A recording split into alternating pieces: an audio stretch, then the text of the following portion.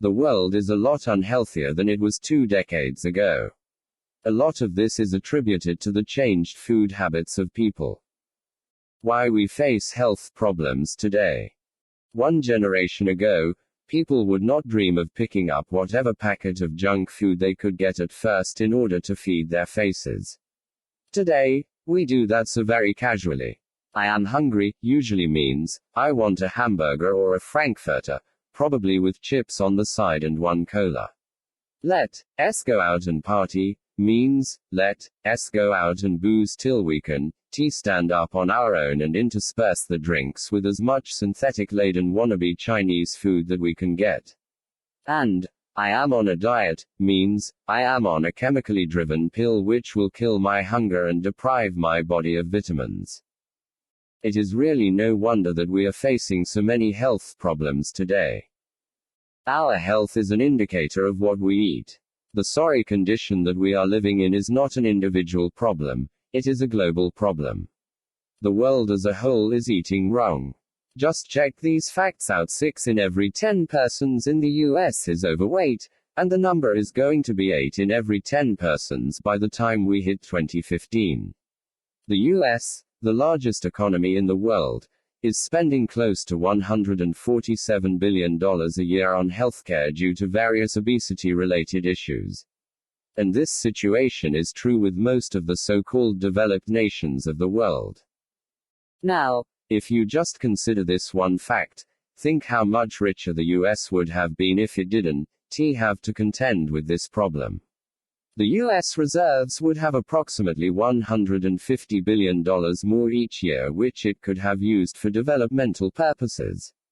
Probably, there would have been more schools and colleges, we know there is always a paucity of them, more research work being done, the lifestyle of people could be improved, and so much more. With that amount of money, the US could feed 3 third world countries in Africa each year and rid them of all their food problems. Are we really thinking about this?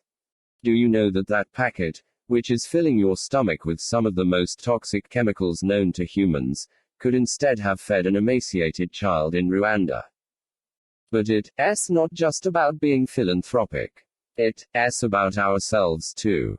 Yes, we have to be selfish. With such alarming health figures, aren't we calling doom upon us? We are definitely not eating right. Yes, there is cause for alarm. Our eating habits are plunging us into despair. But all is not lost, yet. We can still tighten our belts and look for solutions. The solution? We have erred horribly with our eating habits so far.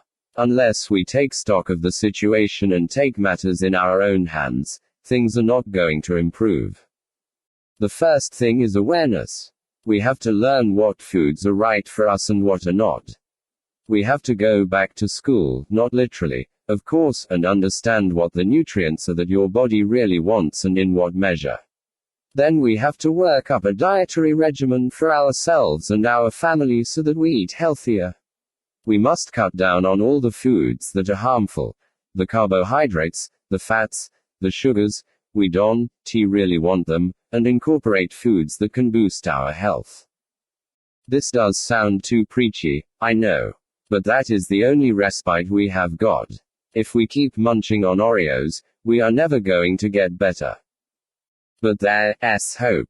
Hope lies in the fact that there are many foods out there that are just as tasty as those nasty junk foods, but we don't yet know about them. These are the foods that we don't know about yet. We probably don't care for them, or because we don't know how to prepare them. But a good health cookbook could help you in understanding various interesting ways to healthy cooking. Even with the same kind of diet you eat, you can conjure up some very delicious healthy dishes. Yes, it is all very much possible. You can modify your eating habits to a large extent, while at the same time taking care of your palate. The fact is that the weight loss industry is responsible in a very significant way toward this downfall of the developed human race. They need to keep selling their Atkinses and Jenny Craigs and Zones and Medifasts, and for that reason the media never tells you how we can actually take things in your own hands. They show us glitzy before-after pictures of a guy with a foot-long penis and then the same guy with six-pack abs and tell us that the diet made that possible. But the fact is, if we were to take things in our own hands, we could very easily do that too, without needing to spend thousands of dollars on getting those diets. And what do we have to do? Two basic things. Control what we eat. Indulge in physical exercise. Now, is there too much to do? We owe that to our body that has served us so well all these years. Eating right is essential. You need to know what the ideal diet is for that. What is an ideal diet? Actually speaking, no one can put a finger on what an ideal diet exactly is. Now, if you were to ask someone what a healthy diet is, that could be easily answered. But to know about an ideal diet, you need to see the individual itself. Ideal diets are much related to the kind of lifestyle the person leads, their age, their gender, their level of physical activity during the day, and even their geographical region and climate. The first thing that must be answered here is the level of calories that any person must take. This, of course, varies from person to person, mainly depending on their level of physical activity. The following chart shows different kinds of people, characterized by various things, and the amount of calories that they need during the day, which would constitute an ideal diet for them. People and lifestyle required calories per day. Men leading a sedentary life 2,300. Men involved in high physical activity 3,200. Women leading a sedentary life 2,000. Women involved in high physical activity 2,500. Pregnant women 2,500. Lactating women 3,000. Infants up to a year old 50, for each pound of body weight. Children between 1 and 10 years 1,000 2,000. Teenage boys 2,000 2,500. Teenage girls 1,500 2,000. Ideal diet depends from person to person, but there are some similarities that apply to every person. The diet should have enough carbohydrates, but not an excess of it. Excess of carbohydrates can cause buildup of glucose in the body. Foods fried in oil must be minimally used. There should be just one serving of a fried food per day, if at all. Green veggies must be a part of the meal. The general rule is that foods with better colors are more nutritious, though there are some exceptions both ways. I.e., there are foods with no colors that are nutritious, example, cabbage, and foods with colors that aren't. There's a whole long list of them. Lean meats should be preferred. It is very harmful to have a meal that is laden with non-vegetarian foods but isn't balanced with vegetables. Cooking should be just enough and must retain the natural flavors of the foods. Though spices make the foods taste better, they also destroy some nutrients and hence they should be used stingily. Here is all the motivation you would need to keep eating healthy. Benefits of eating right. Let's directly plunge into the topic. Makes you healthier. We could write a whole compendium about the health benefits of eating right and still it wouldn't quite cover what benefits really exist. The most significant benefit is that you gain control over your weight. By eating right, you also make sure that your metabolic functions, most notably your immune system and your digestive system, keep working right. You are also protected from various chronic diseases, right from cardiovascular diseases like atherosclerosis and high blood pressure to diabetes. More money for you. Eating healthy means you spend a lot less. Your bills at the supermarkets reduce drastically and you don't plunge further into credit card debt if that is already a problem with you.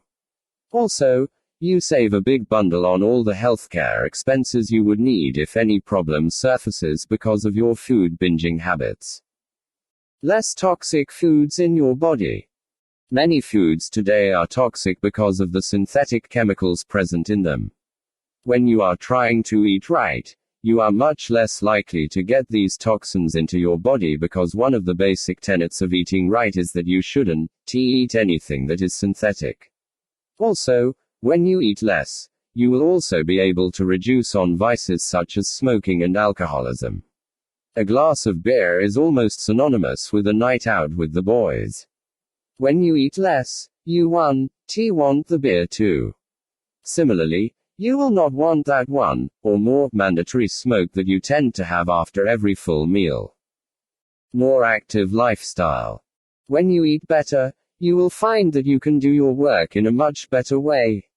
You can exercise more, travel more, play more, work more, and thus make your life more productive.